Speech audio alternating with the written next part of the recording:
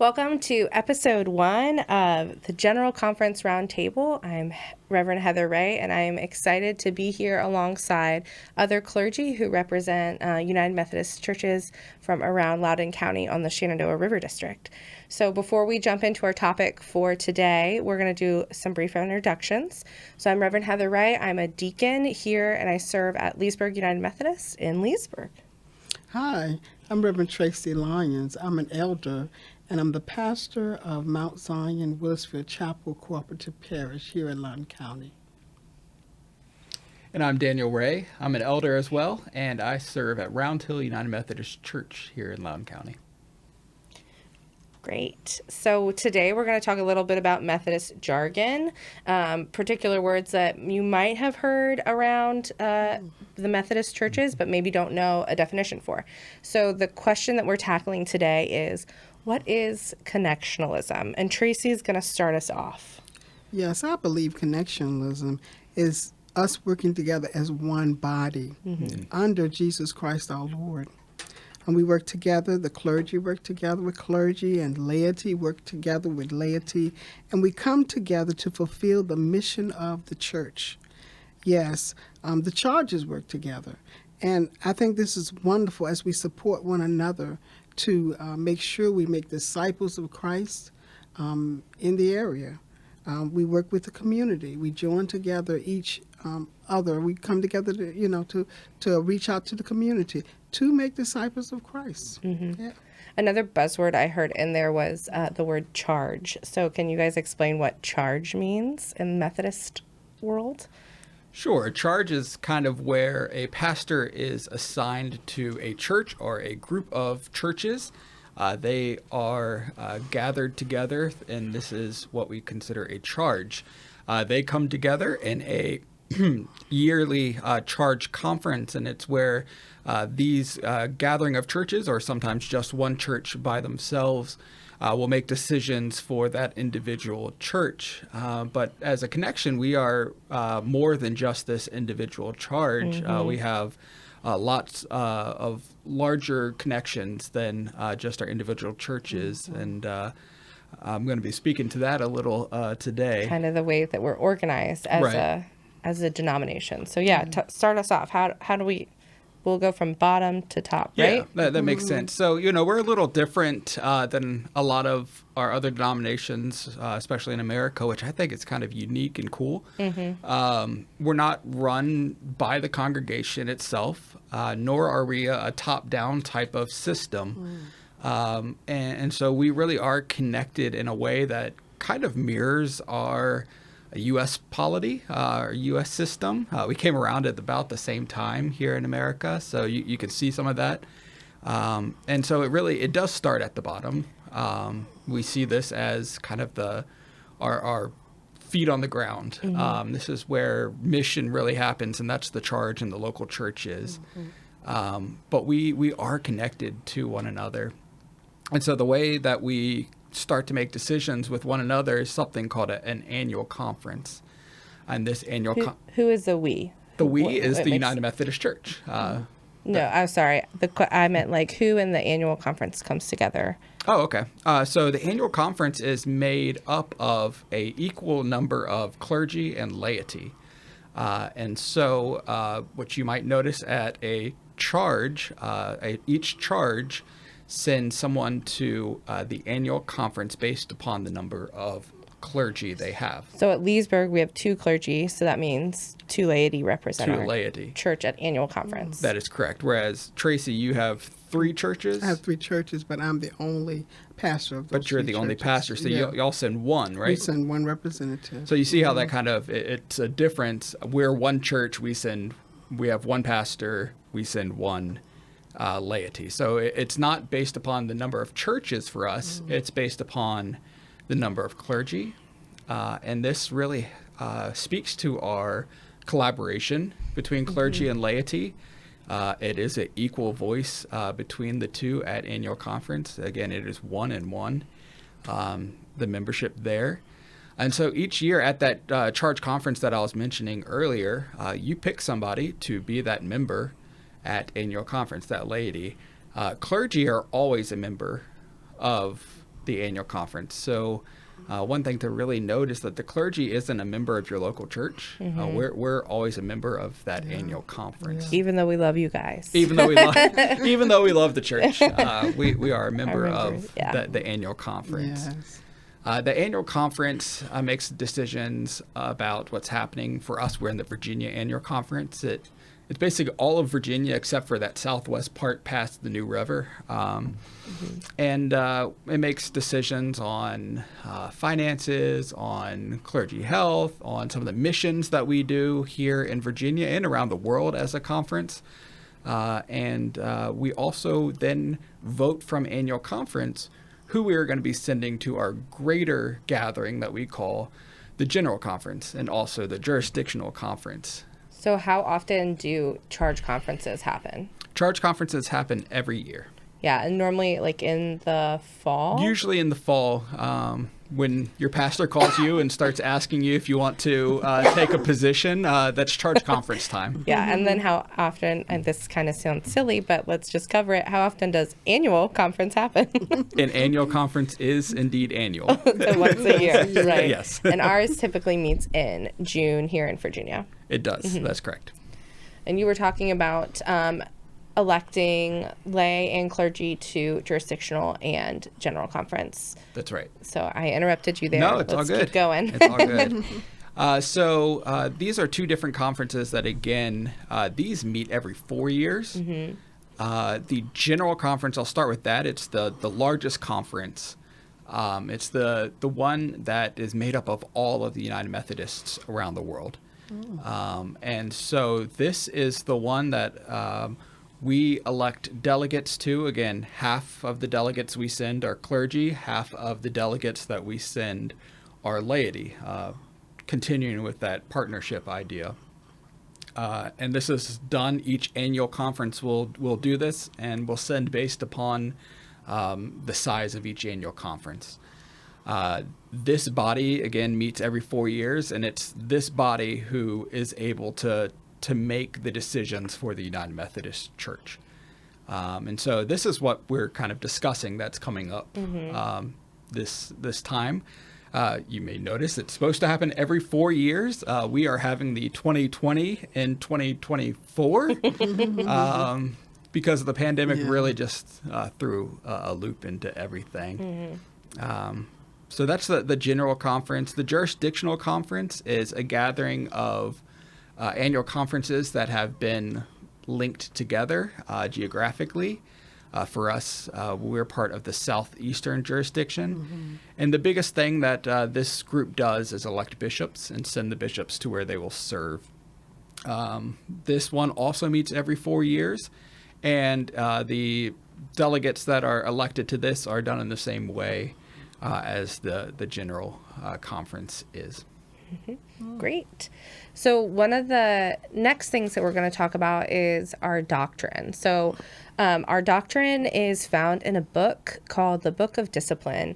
And how often do they come out with a new one? Is it every 4 years? It's every 4 years, supposed but to be. that's supposed to be. But I think we're still rocking with the one from like 2016, 2016, right? So 2016. the Discipline, we haven't released a new one since 2016, but it holds within it both our doctrine and also our polity. We kind of wanted to help make the distinction between what is doctrine versus what is polity.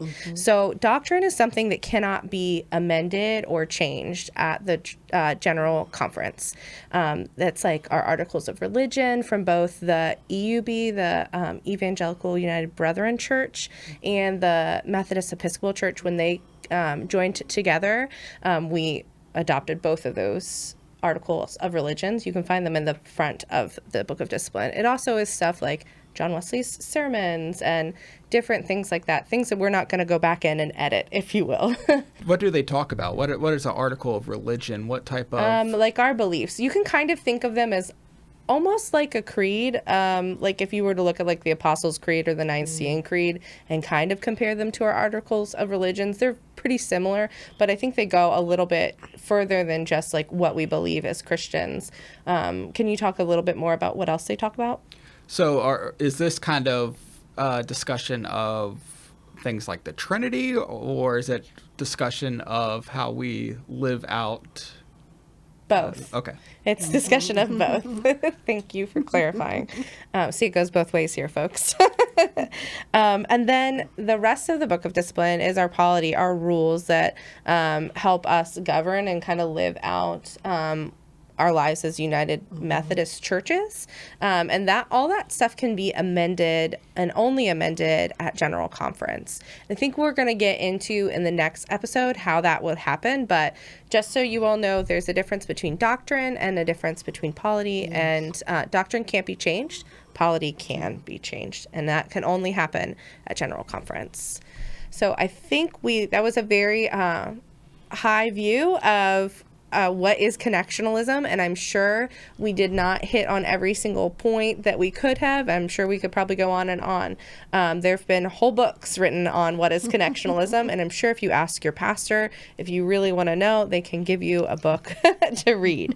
But we're going to talk about what's good about connectionalism. I think each of us probably are clergy here because we love connectionalism and what it does for for us as clergy and for our congregations and laity. So we're going to talk about what's good about connectionalism at every level, both at the local, at the local level, at the annual conference level, and then kind of at the denominational level. And Tracy is going to start us off talking about why connectionalism is so good at the local level. So, Well, at Tracy. the local level, wow, connectionalism, it really helps us out. It helps us support one another. And I have 3 churches. And with those 3 churches, we work together.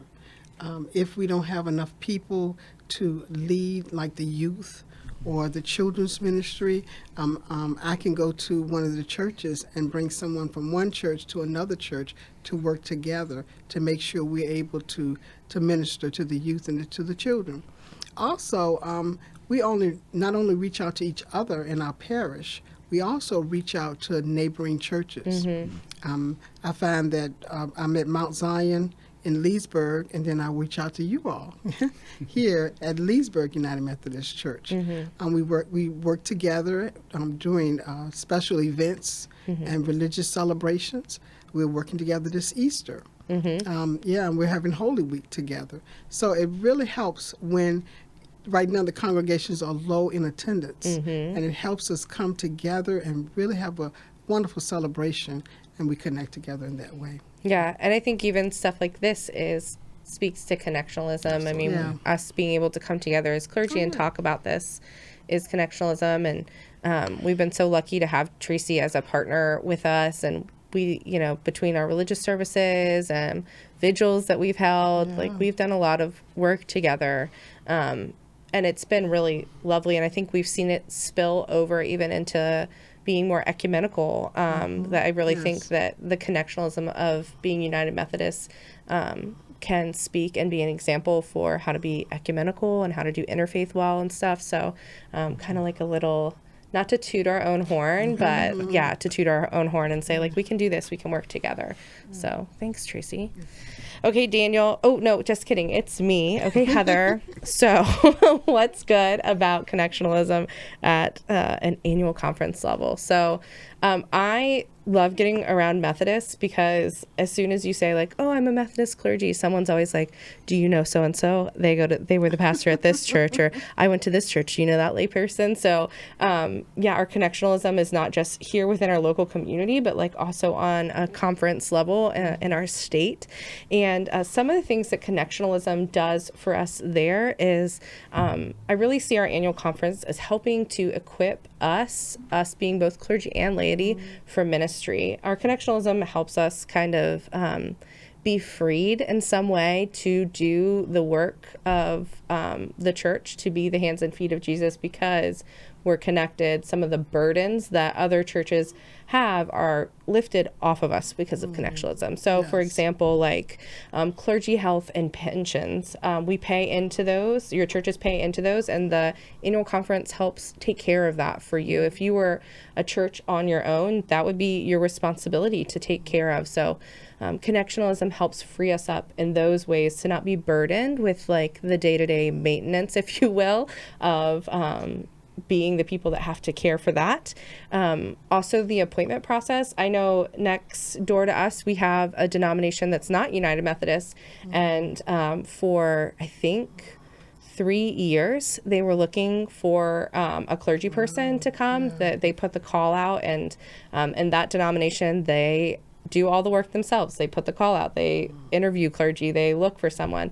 But part of our connectional ministry is that we the appointment process is different here as Methodists. The cabinet, who are made up of district superintendents and the bishop, and I think a few other people from within our conference, help to appoint clergy to local churches. And, the local churches have a say in what they need and what they're looking for. They fill out those church profiles. They say, these are the gifts that we have as a congregation, and this is what we're really hoping for in a clergy. And likewise, the clergy fill out a form as well that says, these are my gifts. This is where I see myself thriving. And so the cabinet will look at those things and pray together and make an appointment based on where they see those two things aligning. So, that is such a gift to our congregations to be able to not have the burden of doing that themselves, that our cabinet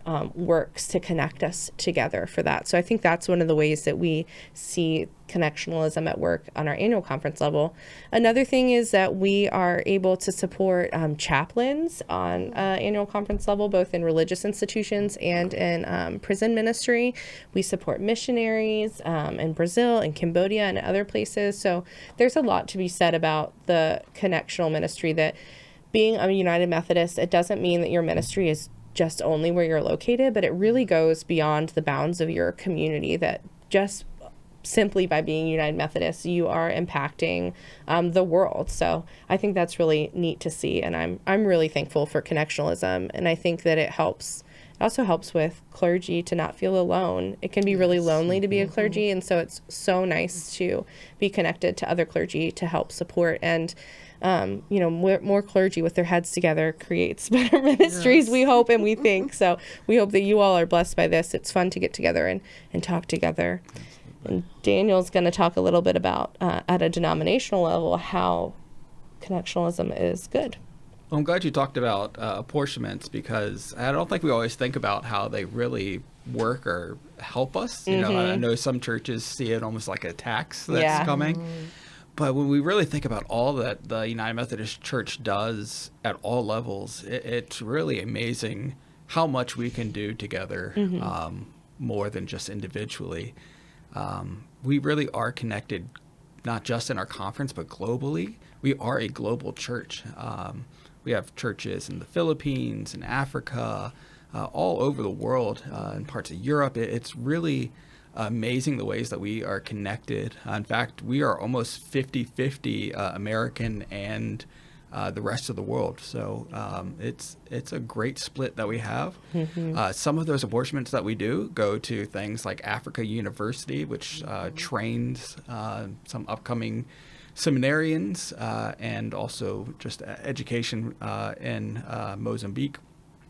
There's also just wonderful ministries. Most people have heard of UMCOR and seen what UMCOR has done. This is possible through our connection. And then just, you talked about that connection of coming together as ministers. I even experienced that this summer. I went on a trip to England to great. be able to... I remember that. Yeah, trip. I'm sure you do. 2 weeks. But I went on this trip to be able to study and learn about the Wesleys and do it in England, where the Wesleys are from.